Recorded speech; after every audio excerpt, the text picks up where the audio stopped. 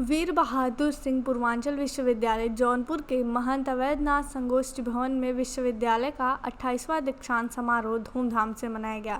इस अवसर पर कुलाधिपति व उत्तर प्रदेश की राज्यपाल आनंदीबेन पटेल ने सर्वोच्च अंक प्राप्त करने वाले स्नातक एवं स्नातकोत्तर मेधावियों को 96 स्वर्ण पदक प्रदान किए। स्वर्ण पदक पाते ही विद्यार्थियों के चेहरे खिल उठे।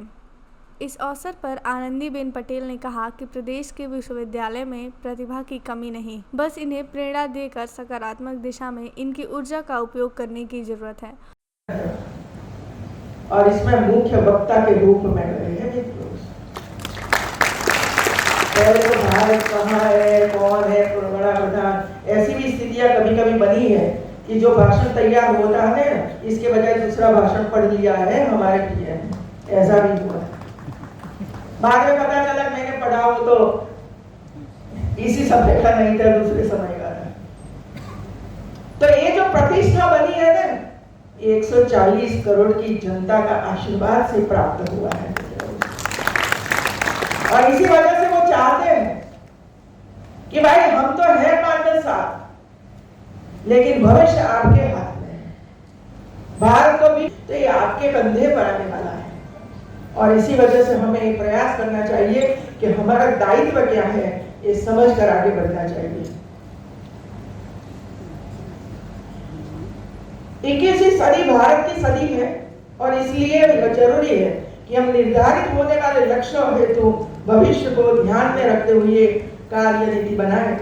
हमारी सोच एवं दृष्टिकोण भविष्यवादी हो।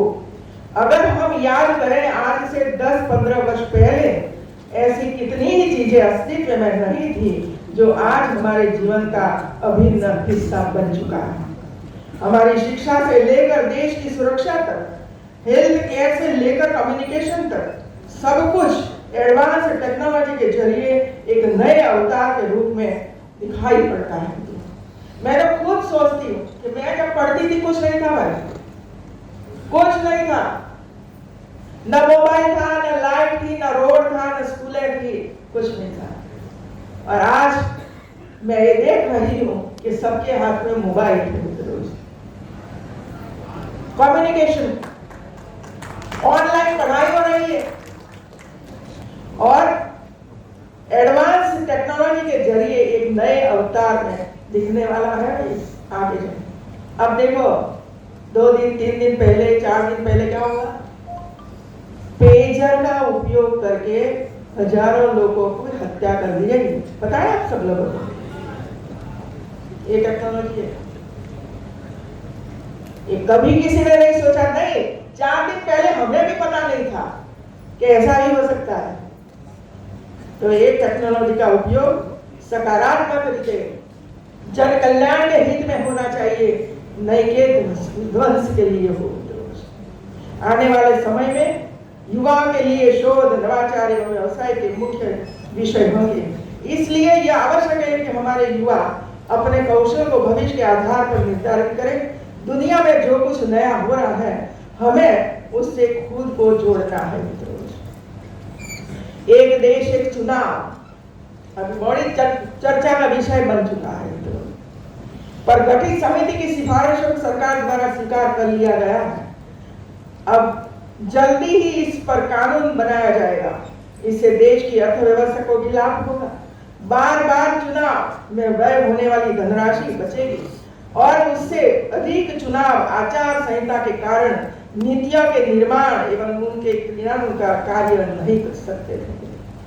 चुनाव आ गया, सब काम 3 महीने तक बंद, पैसे आए लेकिन उपयोग में नहीं आए, सरेंडर हो गए सरकार में, वापस जाओ। ये तो चलता रहा और इसको बदलना है। इससे देश की जीडीपी में 1.5% की वृद्धि का अनुमान है मित्रों, सिर्फ चुनाव के लिए। सभी निर्वाचनों के लिए एक समान मतदाता सूची होने से नागरिकों को भी सहूलियत होगी तथा मतदान सुगमता से होगा। एक ही मतदान याद, देश में राजनीतिक स्थिरता का माहौल होगा जिससे देश अधिक गति से विकास कर सकेगा। विकास से देश में प्रगति एवं रोजगार के अवसर सृजित होंगे, जिसका प्रत्यक्ष लाभ हमारे विद्यार्थियों को मिलेगा मित्रों। इसके साथ ही हमारे लिए प्रसन्नता और गर्व होने का विषय है